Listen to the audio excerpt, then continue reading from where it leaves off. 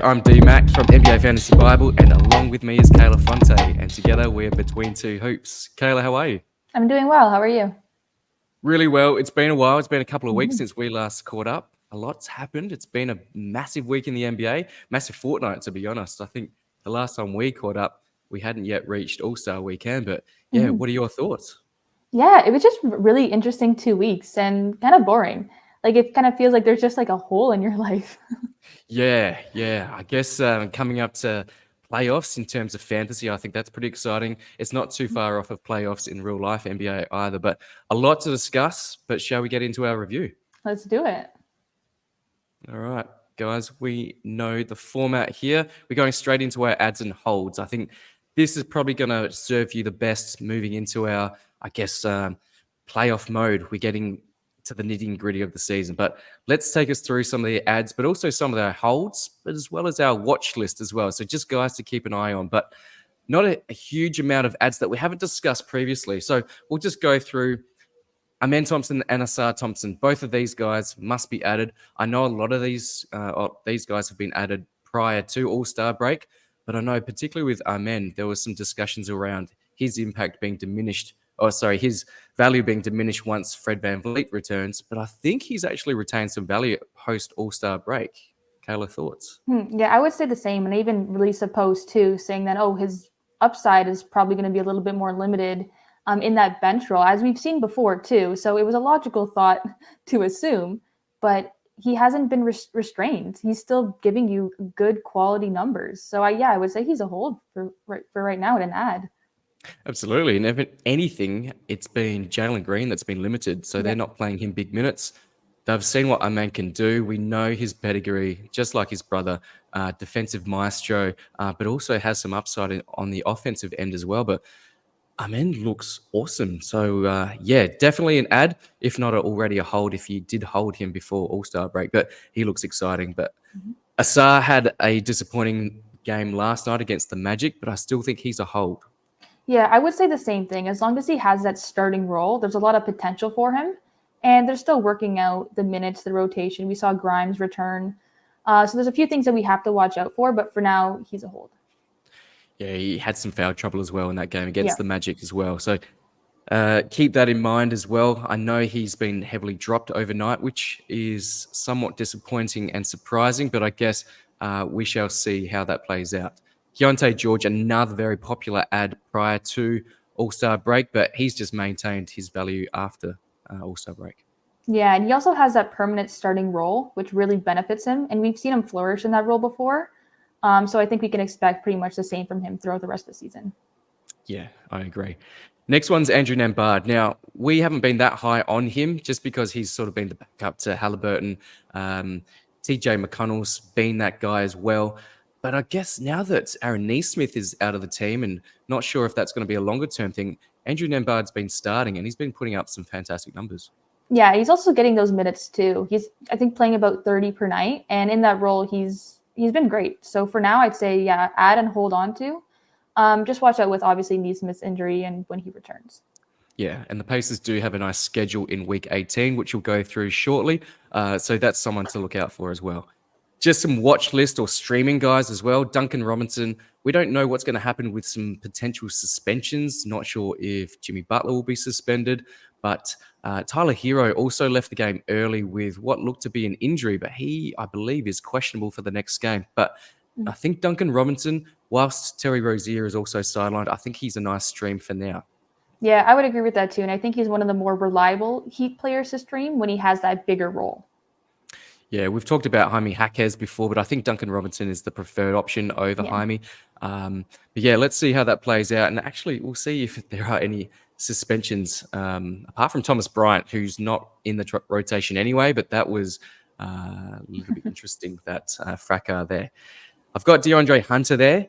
That's mainly for the stream for tomorrow, actually today for your time, Kayla. But Trae Young's actually out of that game, and we just know that when Trae Young does miss, DeAndre Hunter puts up a lot more shots. He gets more usage, and that'll be alongside of obviously DeJounte Murray. But I think DeAndre Hunter's actually looked quite good in the last week as well. Yeah, he's definitely started to ramp up, especially from that injury. Before, he definitely wasn't one of my ads, but now, especially with all the injuries that the Hawks have, with Trae Young being out, Onyeka Okongwu is going to be out for a while too. There's just more minutes available, and he's been producing with those opportunities. Yeah, so good stream opportunity. Again, not a must-add guy that you just have to run out and grab him, but yeah, just a nice streaming option there. Kelly Olynyk, he's probably closer to an ad, to be honest. We talked about him before All-Star break, just after the trade deadline as a potential ad. He's looking good, but it is still in limited minutes. Mm-hmm. Yeah, but so far he's been really promising. And I mentioned this before. I wouldn't be surprised if he starts drawing some starts, especially when we get closer to silly season. Mm-hmm. So something to watch out for. Absolutely. Corey Kispert in a similar situation there. Mm-hmm. Points, if you need points and threes, I think he's a fantastic stream, but he may be able to provide some additional value depending on how Washington, I guess, line up. Yeah, it really depends on that rotation, but benching Poole's something promising with opening up more minutes for some other guys. Yeah, something I would definitely watch out for here, especially like he's a little bit up and down, but when he's up, he is up. Yeah, absolutely. Just bear in mind that Denny Avdia did miss the last game, so it did open up more opportunities for Corey Kispert. But like you said, Jordan Poole's now been benched. We'll see how that plays out as well, just with Avdia coming back and Kispert getting those minutes. But yeah, that'll be an interesting thing to monitor. Dennis Schroeder. Now, a lot of people have dropped him for good reason. He's looked quite average, but I've put him here as a watch list guy just because Ben Simmons was injured overnight. So there may be some extra opportunities for Dennis Schroeder. Yeah, so when Simmons is healthy, Schroeder is a drop for me. But now that he's out, definite streaming option. Yeah, I haven't seen a timeline for Ben Simmons at this stage, but I would expect that as we get closer to the end of the season, I don't think he's going to play a lot of back-to-backs. I don't think he's going to really command a lot of minutes when he is on the court. I think Dennis Schroeder will have an opportunity. Again, it's more of a watch list situation, but let's see how that one also plays out. Memphis, your team. Your team. You love talking about the guys that anyone who has a pulse is a nice streaming opportunity. But Zaire Williams seems to be that guy at this stage, along with GG Jackson. I've got these two listed side by side. Mm-hmm. Yeah, these are two names who are standing out to me right now. Then again, like we've talked about this before, where it really depends on that injury report. But these are two guys who have been able to step up and provide good value so far. Zaire Williams obviously is over the past few games returned, but still promising. And yeah, these are the highlights, I'd say, of the Grizzlies team right now. Yeah, another guy I've got there from the Memphis Grizzlies, just for now, just to watch out for, is Trae Jemison. So he's the big center. It's looking likely that JJJ, so Jaren Jackson Jr., may sit games here and there, and it wouldn't surprise me if they do shut him down as we inch towards the end of the season. So just keep an eye out for Trae Jemison. He can put up some nice numbers in limited minutes. So just keep an eye out. He's not an ad at this stage unless it is in deeper leagues. But just bear in mind that he is a center and he will get extra minutes once JJJ, if or when he does sit. Just bear in mind that one. Jonathan Isaac, former fantasy darling. We know he can put up numbers in limited minutes. He's probably better suited for category leagues as opposed to points leagues, Kayla, but he's putting up some decent numbers at this stage. Yeah, he's been really solid. I'm still a little bit hesitant with the whole injury situation. But still, yeah, if he's doing well, I would consider him maybe like a deep league ad at the very most for the moment. But yeah, definitely watch out for that and see how he progresses. Similar situation for Mo Wagner, obviously different stat set, both big men. But I guess we've seen Wendell Carter Jr. also limited to a certain degree, but Mo Wagner's stepped up in the last few games. Yeah, no, he's been really good so far. And yeah, like you said, Carter, his minutes have been going down a little bit. And I think that's providing more opportunities for Wagner. And in that opportunity, he's worth an ad and monitor situation. Yeah, I do have him in a deeper league, or it's a deeper bench. So I have picked him up. But yeah, it could be more of a streaming situation, but there could be some nice value moving forward. Gary Trent, now he's usually on our drops list, but just in the last 3 games, he's playing upwards of 30 minutes. And that's what we need to see from Gary Trent. We know that in yesteryear, we've seen him start and get 30 plus minutes and be a really good points, threes, and steals guy. He's shown glimpses of that in the last 3 games. So again, a watch list, but also maybe a speculative ad at this stage. Yeah, and this is the minutes that he needs to provide value. Before, and I stand by this, he was a drop for pretty much the whole season, and I'm Mhm. sure you would agree with that. But Absolutely. yeah, if he's getting those minutes, I would consider adding him. I think he has a little bit more value in points leagues though, just because, like you said, he's kind of limited to those three categories, and even then, steals he's kind of been really up and down with. But if you need Yeah. threes, you need the points, steals. I mean, that's your guy for a category league. Absolutely.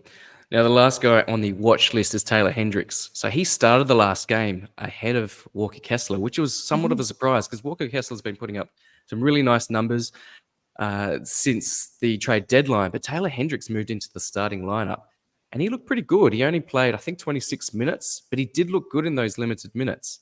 So I would be watching out for him. Perhaps he ramps up and plays upwards of 30 minutes as we go towards the end of the season. It's looking like Utah are probably looking at, I'm not going to say tank, but I don't think they're really striving hard to get a play-in spot at this stage. Yeah, agreed. And if he's getting those starts, it's very promising for his potential minutes down the stretch and definitely something to watch out for. Yeah.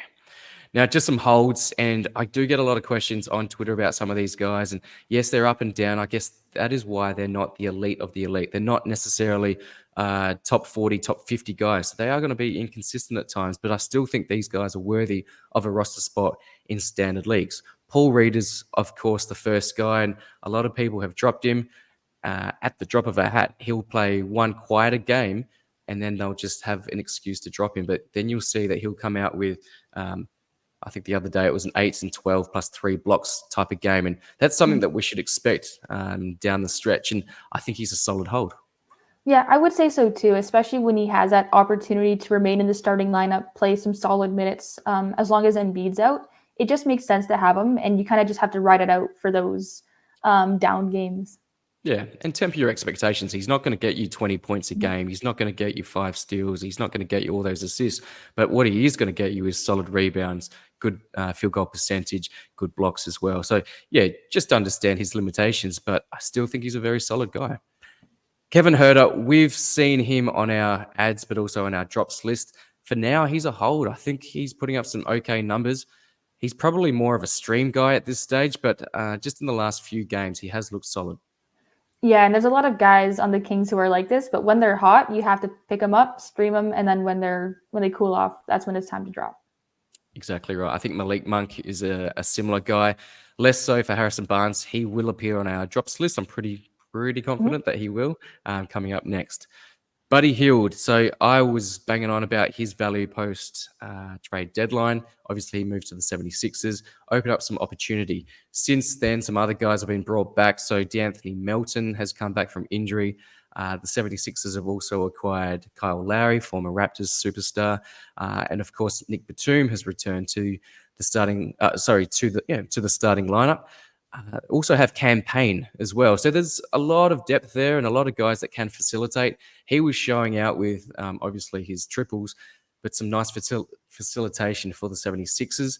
So he hasn't looked as impressive as he did immediately after the trade, but I still think he's a hold at this stage. I would say so too, especially you still have Melton who's ramping up. So that just means there's going to still be a longer window for opportunities for Healed. And he's still Hmm. giving good value, especially compared to his time with the Pacers. So I Yeah. wouldn't really drop him just yet. Like, obviously, if his value goes off a cliff, yeah, sure, go ahead. But I don't think that's exactly going to happen just yet. And he's been a top 40 guy since the trade as well. So we'll talk about him in our sell highs segment later on. But yeah, I think he has to be held at this stage. Ayo Dosunmu, he's a must roster guy. So he's in the holds because I think most people picked him up. But with the news of Patrick Williams being sidelined for the rest of the season, it really solidifies Ayo Dosunmu's value moving forward. So he has to be held at this stage. Yeah, exactly. And I think some people were dropping him earlier on too, especially because he's a little bit inconsistent. He's a little bit up and down, but he's more up than down, and he has those Mhm. opportunities. Like you said, it solidifies his role. Yeah, big time. Marvin Bagley, it's a clear hold. He's putting up some really nice numbers. He's not getting the competition that we thought he may get from Rashawn Holmes. So Marvin Bagley must hold guy. I don't think we really need to delve too deep into that one. Dante DiVincenzo, Josh Hart, Precious Achua, Isaiah Hartenstein. So 4 Knicks in a row. All holds at this stage, but of course, we're still expecting the returns of OG Anunoby, Julius Randle as well. So once they have a full complement of their rosters to pick from, I think that'll take a hit to Josh Hart. That'll obviously impact Precious Achua and Dante DiVincenzo. I think he'll take a hit as well once all those guys return. Yeah, we still have a couple more weeks at least, so we can hold on to them and use their value for now. But yeah, Precious looks like the clear-cut drop for me, and I think we all know that. Yeah, I think we know that Isaiah Hartenstein's now ramping up as well, so that's looking good. Precious Achua is still putting up some good numbers at this stage, so he's a hold. Ride it out until the other guys do return. But yeah, like you said, he will be a clear drop once, particularly Randall, but also OG return to that lineup. Trey Mann was dropped the other day quite heavily, and I think that was premature. He still had a decent line. He still had good minutes, so the opportunity is still there. Obviously, I'm unsure as to what's going to happen with LaMelo Ball, if he's actually going to play at all the rest of the season. But at this stage, Trey Mann's starting point guard. I think he has to be rostered. Yeah, we can't expect him to give us like amazing stat lines every night. There's going to be the dud here and there as well. But even like you said, with LaMelo Ball, it kind of clouds his long-term value a little bit. I think he'll still be good, but it's going to be obviously different production when LaMelo's on the court compared to off. But still something to watch out. Yeah, definitely. I think there's some high priority guys, but Trey Mann should still be rostered in my opinion. Nick Richards, this goes hand in hand with Mark Williams' availability as well. And it's not looking like Mark Williams is going to play a lot, if at all, for the rest of the season. So Nick Richards just has to be held. And again, we don't have to go too deep into that, but he's the starting center, putting up some decent numbers. And again, like we said, some of these guys are just going to have inconsistent nights. No need to necessarily drop them at the drop of a hat. Grant Williams, I think he needs to be rostered as well, putting up some decent lines for the Hornets as well as the other guys. But yeah, since the trade, he's looked really solid. Yeah, he's actually been really good so far. And after those first like 1 or 2 games, I was a little bit hesitant, but he's started to do, I think, like 4 or 5 really good games in a row. And that just signals an ad for me, or at least, deeper leagues. Yeah, I think so too.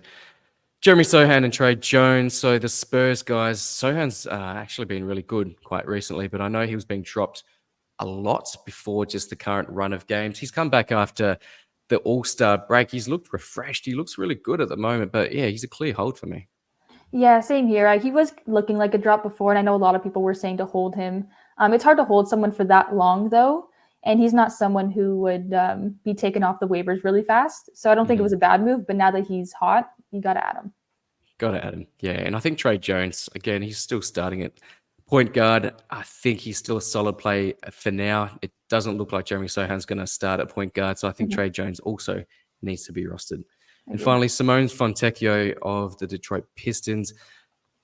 He had a decent game last night, but of course, you temper that with a SARS quieter game with foul trouble as well. So there could be a relationship between the two, but I think he can be held for now. But yeah, definitely in deeper leagues, maybe 14-teamers and deeper, he has to be rostered. In 12-teamers, he's probably more of that stream guy, but he's still putting up decent numbers. Yeah, I agree with that exactly. Nice. All right, let's move on to our favorite one, the drops, but also the droops. But let's go through the drops where it's clear cut. Bojan Bogdanovic, it is crowded at the Knicks, and it's great for the Knicks in terms of real life leading up to the playoffs. But Bojan Bogdanovic, his numbers have definitely dropped since the trade, and I just don't think longer term he's going to have sufficient value to be a 12-teamer. Yeah, I think his upside is really capped. We're not going to have that production that he had with the Pistons. It's very evident. So there's no really use in holding on to him for me. Yeah, easy one. Zach Collins, this is a very easy one. I haven't had to move him off this list for probably the last 5 episodes.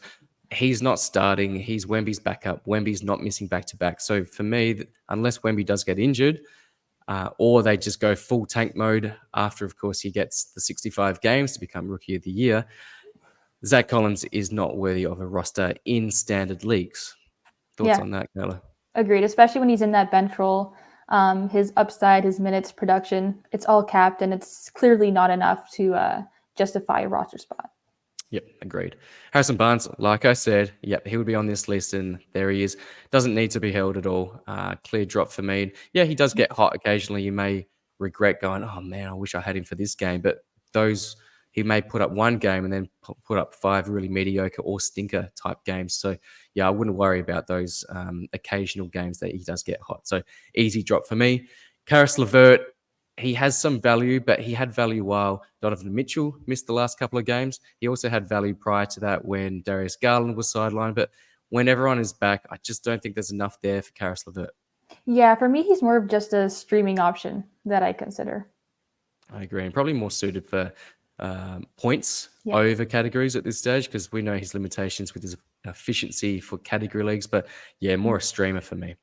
Ben Simmons, we spoke about him. It's unclear how long he's going to be out if he does miss games, but I just don't think he's doing enough, and he won't be playing every single game, as I alluded to earlier.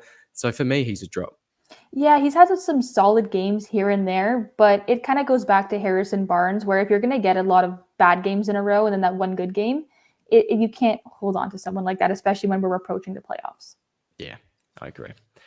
Russell Westbrook, similar sort of stat set, I guess, with a high assists, good rebounds. But since, I guess, since the Clippers have become healthier, he's moved into more of a backup role there. So Russell Westbrook, I just don't think he's a hold at this stage.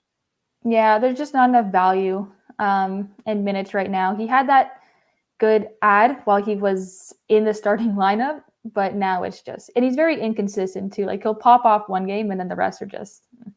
Yeah, and we've spoken about it before. Ivica Zubac, his presence back in the team, I think that actually impacts Russell Westbrook, whereby they just don't need Russell to be on the court for as long because they've got a good rebounding big back in the team. So, yeah, Ivica Zubac is now back. He's playing good minutes, so I don't think Russell Westbrook needs to be rostered there. Spencer Dinwiddie, same old, same old. He's probably looking worse than he did at Brooklyn, so I don't think we need to deep dive on this one. But yeah, I don't think he's going to provide any value whilst he's on the Lakers in terms of fantasy. Yep, agreed. He's more of a streaming option at the very most if he's in that starting lineup, but no. Yep. Gordon Hayward, he was a popular pickup. I think it was more for name recognition, but we knew that he was going to be very much a backup sort of guy for the OKC Thunder. And it's turned out, I know it's still early days, but it's turned out to look that way.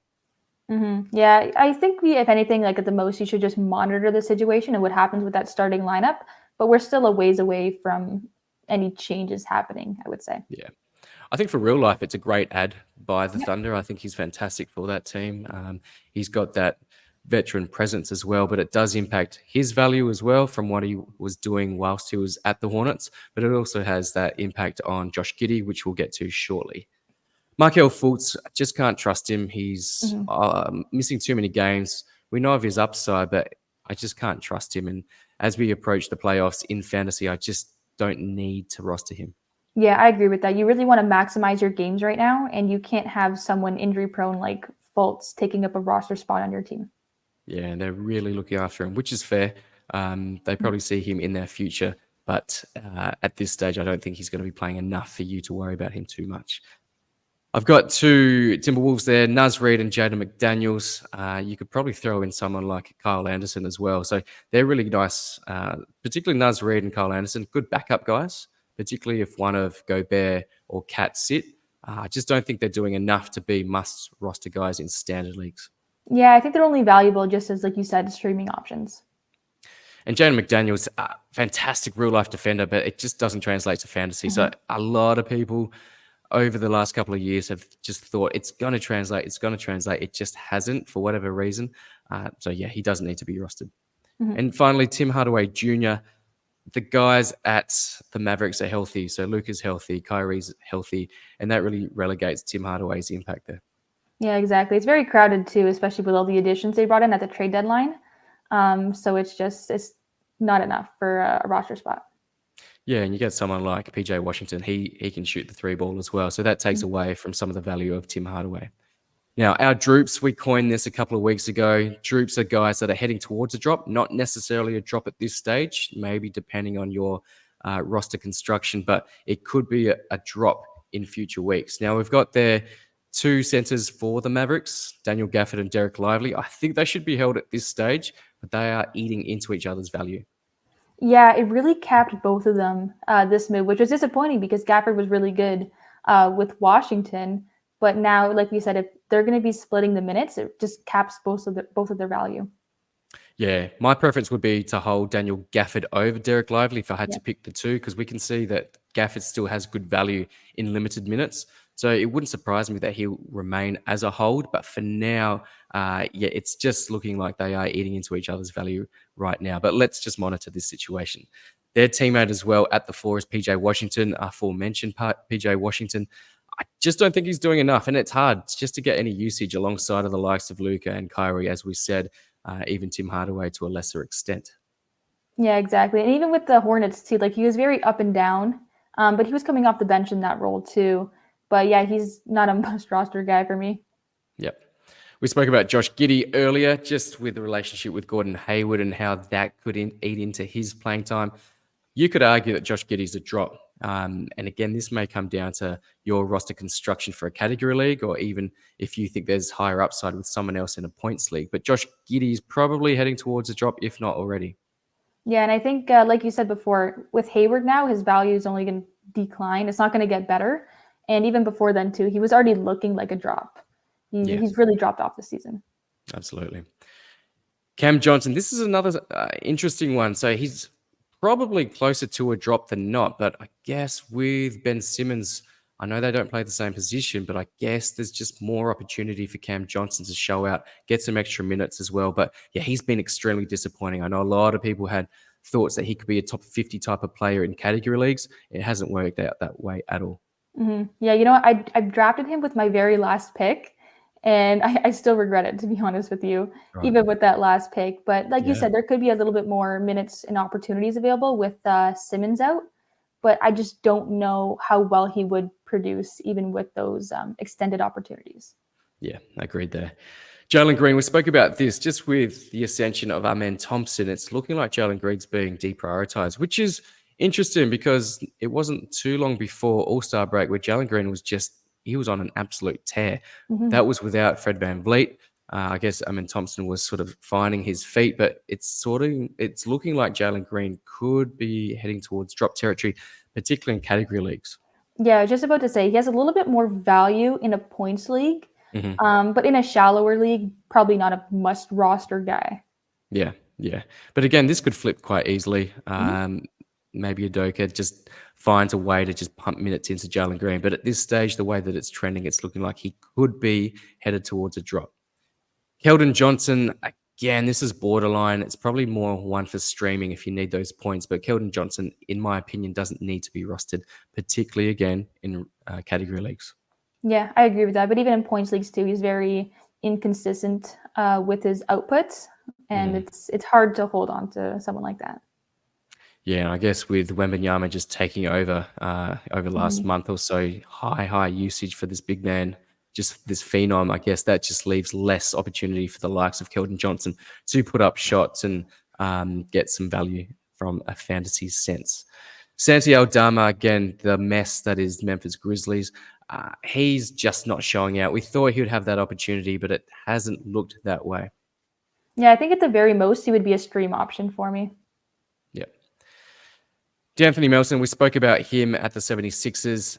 I think you have to hold him for now. And those that held patiently, you're not being rewarded. He's only had one game back from injury, but he came off the bench. I'm not sure if he's going to be able to have enough usage, have enough minutes as well. It's looking like Buddy Hield is probably, of those guys that I mentioned earlier, he's probably the preference. And I just don't think D'Anthony Melton's going to have enough opportunity to get fantasy value. And again, his game isn't necessarily predicated on high usage. We know that he gets nice assists, good steals, fantastic steals from a guy of his vintage. But yeah, I just don't think it's enough. Probably particularly in points leagues. I just don't think he does Mhm. enough in points leagues. He could be a hold for now in category leagues. Yeah, I think at the very most he would be a hold just because we have to see how the roster shakes out. I could see Heald still starting over him for the foreseeable future at least. But if it's the case where he's just not getting enough minutes, yeah, he would definitely be a drop in points leagues and probably even in most categories too. And I have a question for you. Former Raptors superstar Kyle Lowry, how is that going to impact someone like D'Anthony Melton? You know what? He was really promising in that last game. But I'm a little hesitant just because we all know he's a little bit older, a little bit more injury prone. He was starting on the Heat for the most part, and he wasn't an ad at that point. I wouldn't consider him an ad now, and I think he might eat into Melton's minutes a little bit. So I think it's going to definitely rub off there. Yeah. I don't think he's going to have a huge impact on Melton, though. Yeah. Next one's Klay Thompson. He was a drop for us last week. He put together some nice games, and it made me look a little bit silly. But again, he's just come back, and I'm not going to say he's one-dimensional. He's definitely not a one-dimensional guy that we speak of a few others in the past, but he just doesn't look like the Klay of old. Yeah, and especially if he's going to come off the bench too. That's just really rough for his fantasy value. Rough for his fantasy value, rough for his, I was going to say ego. He doesn't have an ego, but rough for his, I guess, his legacy as well. But he's a team player, and he always has been. So we'll see how that plays out as well. Wendell Carter Jr., we alluded to this earlier, but yeah, it's just looking like he's trending down at the moment. That could change very quickly, and we have seen it change very quickly with Wendell Carter Jr. throughout the season. So again, he's just someone heading towards a drop at this stage, but not necessarily a drop. Again, if there's someone that's on the waiver wire that is just a hot free agent, perhaps you may make that switch.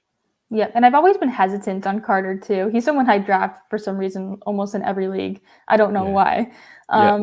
But yeah, it's just those injury concerns, the inconsistency. He'll have those stretches where he's really hot and then he's just cold. So well, he profiles as someone who should get fantastic fantasy stats, right? Mhm. So it doesn't make it makes perfect sense that you'd pick him up and expect higher from him, but for whatever reason, maybe the construction of the Magic as well. Banchero can sometimes play as a small ball five as well. Maybe that does hurt. That you've got the guys of the likes of Jonathan Isaac, you've got Mo Wagner as well. Goga Badadze. Yeah, there's just a plethora of big guys that can play that position as well. So yeah, I sort of understand why you'd want to have that expectation of him, but also understand why he's trending away as well. And Kelly Oubre Jr., we thought with Embiid sidelined long term that he'd get higher usage, but again, there's just a plethora of options at the 76ers. They're not playing fantastically well at the moment, but they're staying afloat at this stage. But he's just someone that you could drop.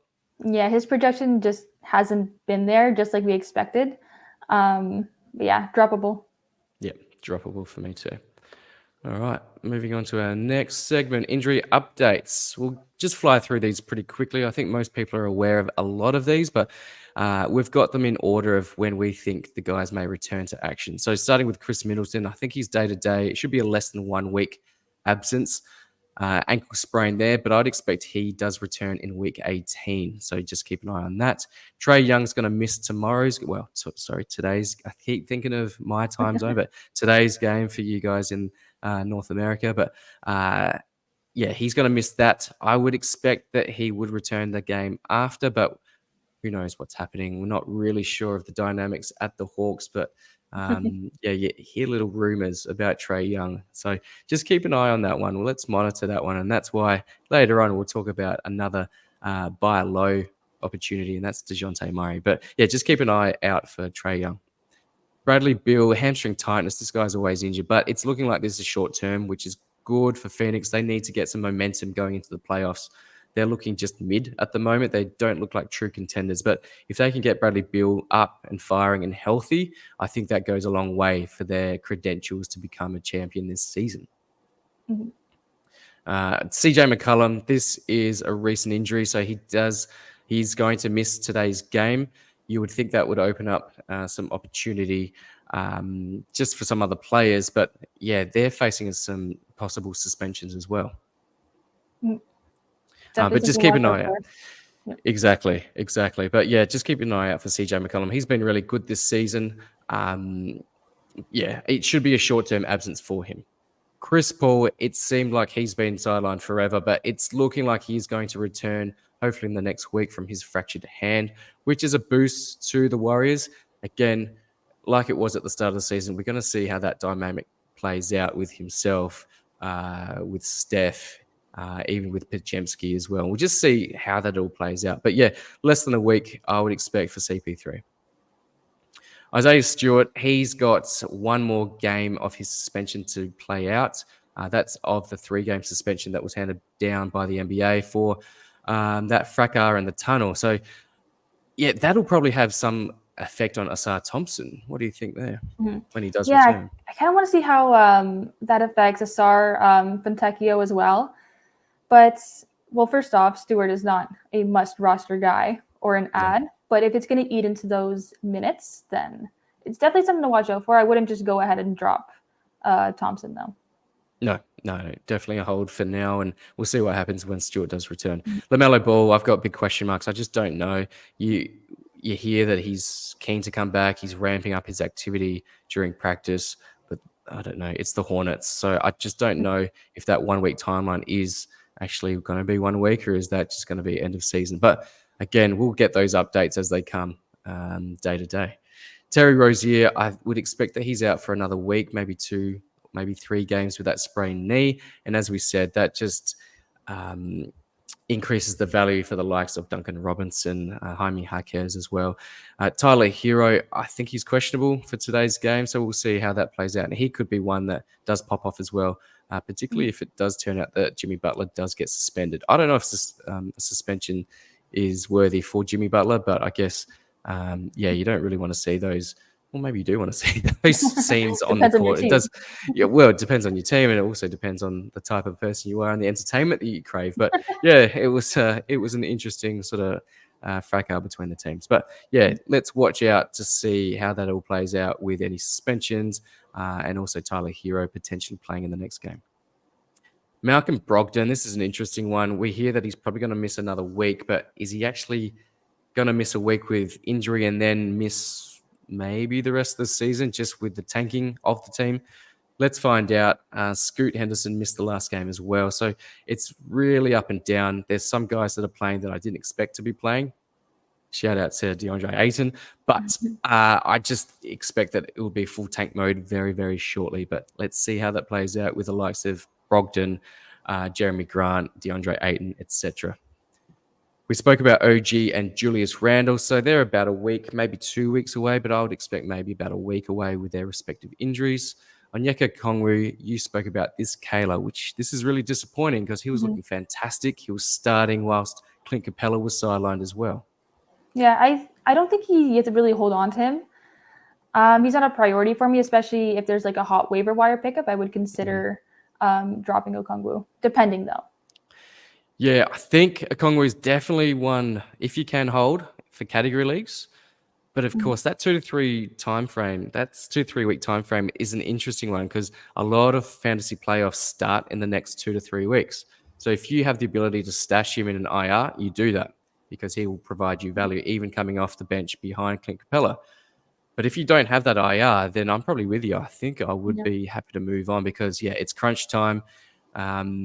I've spoken about some tips going into playoffs in some other podcasts as well, but sometimes you just have to move off these guys and just play every day as it comes if you are just scrounging out wins or if you're just trying to get to the next stage of the playoffs. But, yeah, let's keep an eye out for Okongwu. But, yeah, 2 to 3 weeks is disappointing. Jared Vanderbilt, it seems like he's been away for a while, but, yeah, timeline is 3 weeks. He's not necessarily an ad. I don't think he has to be. Well, he definitely doesn't have to be stashed for those 3 weeks. I think you'll find that he's highly available on waiver wires. Mark Williams, we spoke about, again, big question marks just because it's the Hornets. It's sounding like they want to get him back before the end of the season, but do they actually need to? He's an investment for the future. He's a young guy. I think they're going to build around himself, LaMelo, Brandon Miller. I don't think they need to rush him back. Yeah, I agree with that. And I had him stashed in my IL, but I dropped him, I think, last week. I mean, he's just collecting dust over there. There's no point. Yeah, and even if he does come back, if or when he does come back, I think they'll limit him quite significantly as well. Hence why we said Nick Richards is a must roster guy. Desmond Bane, we got an update this week or earlier this week that the timeline's going to be extended out. It's practically looking like he's not going to play the rest of the season. Definitely not the rest of the fantasy season anyway, depending on how late your season goes in to the regular season. I think he's a drop, even if you do have that free IR spot, because you probably will need that come playoffs if you're in contention there. Yep. And even if he does return, though, I mean, what kind of role is he going to have? Extremely limited. So it's not going to really be much value to you. Yeah, and great segue into his teammate there with Marcus Smart again. Same timeline, same situation in Memphis. Do they need to play these guys? I don't think so. They're getting good looks at some of the other younger guys as well, like Vince Williams. I know you're high on him, so I don't think they need to rush these guys back because they're just not playing for anything. And if anything, it's in their better interest to try to tank and lose as many games as possible to move up that draft board or get some better odds in terms of high draft picks. Joel Embiid, 5 to 6 weeks with his knee injury. Yeah, that's just a tough timeline. I don't think he needs to be held if you're struggling. You could hope and pray that he does return early and he does make it back for your fantasy playoffs. I just think that timeline of 5 to 6 weeks, it's not going to suit anyone in most leagues anyway. So, yeah, it's a tough drop, but it's probably one that you need to make. Yeah. Dyson Daniels, again, he's not necessarily a must-roster guy, but he does have that flow-on effect. With his absence, it does open up more opportunities for someone like Trey Murphy. Herb Jones is a must-roster guy at this stage. He's been unbelievable, so he's probably rostered everywhere. But if he's not, grab Herb Jones. But yeah, Dyson Daniels, his absence, and it does impact the Olympics as well. So hopefully he comes back for Australia. Team Australia, the Boomers, are looking to compete this year at the Olympics, and he'll be pretty important for us. Finally, we spoke about Patrick Williams. He's out for the season. There's quite a few guys that are out for the season. I haven't listed all of them. I've just listed Patrick Williams because that is the most recent news that we've had. But he'll be sidelined with his teammate, Zach LaVine, as well for the remainder of the season, which is disappointing. But again, that just solidifies Ayo Dosunmu's role, which we mentioned earlier. All right, we're going to fly through the sell highs because we did garner some interest around this. But in terms of trade deadlines in fantasy leagues, it's looking like a lot are coming up soon. It's probably more like a 75-25 split, but that could have been changed over the last few days. So there is still an opportunity, hopefully in your league, to sell high or buy low in terms of trades. But we'll just fly through a few candidates. So starting with the sell highs, Domantas Sabonis. He's been unbelievable since All-Star break. I know it's a small sample size, but you just look at some of those numbers and he's just been on an absolute tear. Yeah, it's just a primary category. He's just monster. But he's amazing. And yeah, sell high if you can. It's also been a little bit of a shorter period too, especially coming off that All-Star break. So it's less games. But we still have seen enough from him to sell high. I think so. Next is Michael Porter Jr. Yeah, he's been shooting the ball well. Look at those numbers across the last 2 weeks. Again, that's a small sample size because that takes into account the All-Star break as well. So it's roughly 3 or 4 games. But again, just improved numbers across the board. Yeah, and we know that these numbers most likely are not sustainable. Agreed. Next, I spoke about him, DeAndre Ayton, and he's a sell high, and not necessarily just looking at those rankings since All-Star break, but also for the fact that I believe that Portland are going to shut him down close to the end of the season, if not earlier. Yeah, it's a similar boat with JJJ. Just try and get rid of him if you can. And especially with Aiden playing well right now, it just works out better for you. Yeah, he's playing well, and he's actually playing less minutes as well, which is interesting. You look at those minutes. So he's trending down. He just happens to be shooting the ball a lot better, 67.6 from the field, which is great numbers. It's just disappointing that he spooked himself as dominating at the start of the season. And he's been fine. Look, you look at ranking across the season, 54th. That's pretty good. It's solid, right? But he's just been inconsistent. He's missed a lot of games, and I just do think he will be shut down. Next, Buddy Hield. We spoke about him. Huge sell high just with these guys coming back from injury as well. Kyle Lowry entering the fray as well. I think he can be sold high, and he's still looking good. If you can't sell high, ride it out. He may be a drop in a few weeks from now, but for now, ride it out or sell high, whichever you can achieve.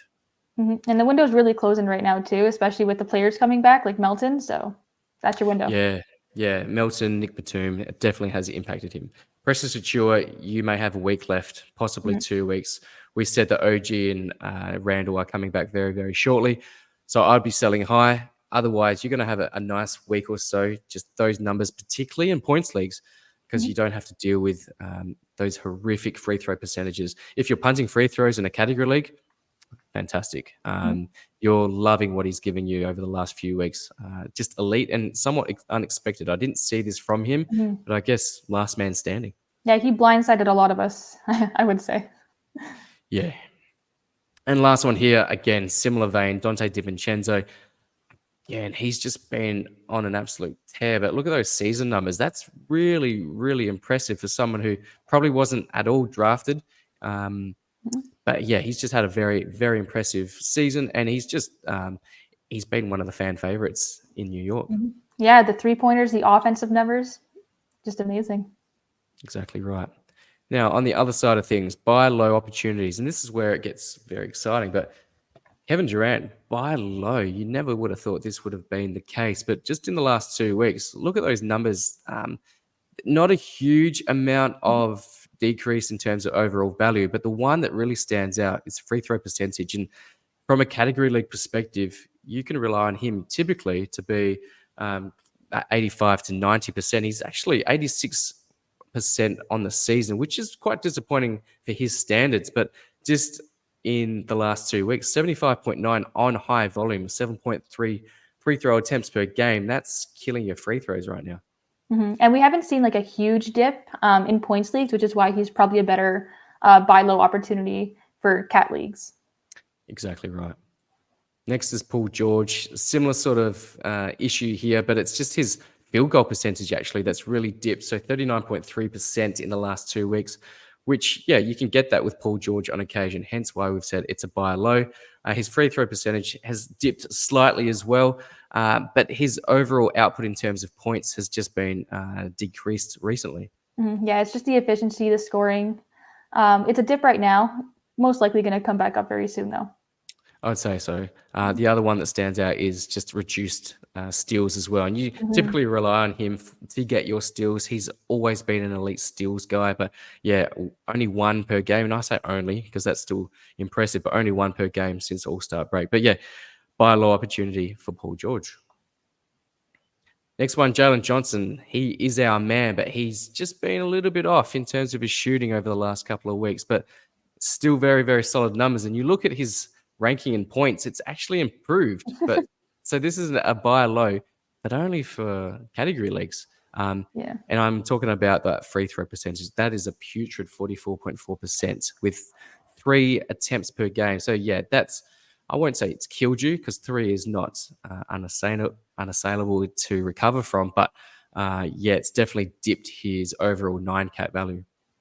For sure. Points leagues, obviously, we haven't really seen anything drastic.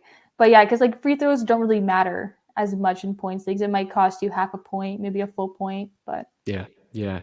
And you see the elevated rebound numbers, I guess. There was an absence of Clint Capella and Onyeka Kongwu, so he's probably had to play a bigger role there on the Hawks team. Similar situation with DeJounte Murray. He's actually going well in points leagues, but it's just the shooting that's hurt his overall category league percentage or ranking, I should say. And it's only just slightly different from what he's used to, but it's also the turnovers. And for those that don't care about turnovers, it's almost a non-issue. But still, when you're looking at those numbers and the ranking boards, it's definitely a drop off. So from 46th ranking for 9cat across the season to 92nd, it looks significant. You look at the individual numbers, there's nothing that really shouts this guy's on a downward trend significantly. yeah, just like I mentioned before, efficiency doesn't play as big of a role in points leagues compared to cats, unless you're punting the shooting categories. Yeah, and I did sort of allude to it earlier, and there's just a few rumors out, and I don't listen to a lot of this stuff, but a few rumors out on Twitter in regards to Trey Young and what they're going Mhm. to do with him down the stretch. So perhaps it's a great buy low, not just on current form and current personnel, but perhaps DeJounte does go off if, for whatever reason, Trey Young is sort of rested towards the end of the season. Franz Wagner, yeah, look at those Reds. Just since All Star break, very disappointing. Yeah, just very rough. Just down in pretty much every category except for free throw percentage. But I don't know Mm. how useful that would be in points leagues at least. But yeah, even in Exactly a right. similar vein too, Paolo Banchero down this week, but he was battling an illness, so I will say that. But a lot of people don't know that, so he could also be a buy low. Yeah, that's a good candidate, Paolo Banchero there. And finally, for our buy lows, DeMar DeRozan. Again, not too much of a dip in terms of his points league rankings. So 34th for the season, down to 44th since All-Star break. But yeah, again, it's coming down to just some of his efficiency. But the main thing for categories, and this is something that's not typically synonymous with DeMar DeRozan, but his steal rate has taken a bit of a hit over the last week or so. Yeah, it's just those defensive numbers, and even in points leagues too, like steals, blocks. Those are the ones that are usually worth a lot more compared to the other categories. Yeah, and he's still playing huge minutes as well, which is great because you'd think the Chicago Bulls may want to limit him, but it's not looking that way thus far, which is great. Finally, we're getting to our Week 18 schedule. Kayla, did you want to take us through any highlights here? Yeah, I'll just fly through it really quick, but we have a pretty busy week, at least. We have 12 teams playing 4 games and then 18 teams playing 3 games. We've mentioned already a couple of ads to consider. There's going to be some hot waiver wire pickups that we need to watch, especially with the Heat as pictured there. We kind of have to monitor what happens with if Jimmy gets suspended, Tyler Hero's injury. I heard that he was traveling with the team during his road trip, so that's a promising sign. He might miss maybe the first game, maybe 2, but we really just have to wait for updates. But Duncan Robinson is our preferred stream in that situation. Jaime Jaquez, also someone to keep an eye on. Absolutely. All right, Kayla, that takes us to the end. Any final thoughts? Yeah, main thing, just keep monitoring those injuries, especially with the Hornets, LaMelo Ball, what happens there, because that's obviously going to impact Trey Mann's value.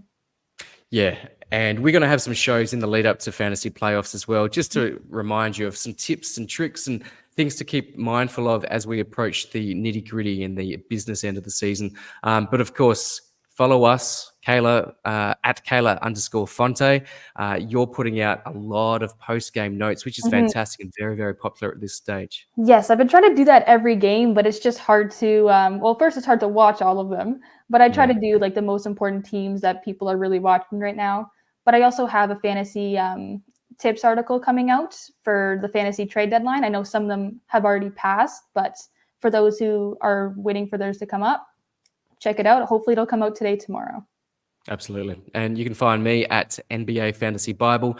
We'll have a lot more live shows as well. We can get you on, ask us any questions as I said, we're in the approaching the nitty gritty end of the season. So thank you very much, Kayla. Thank you very much, guys. And we will see you next time. See you. Bye, guys.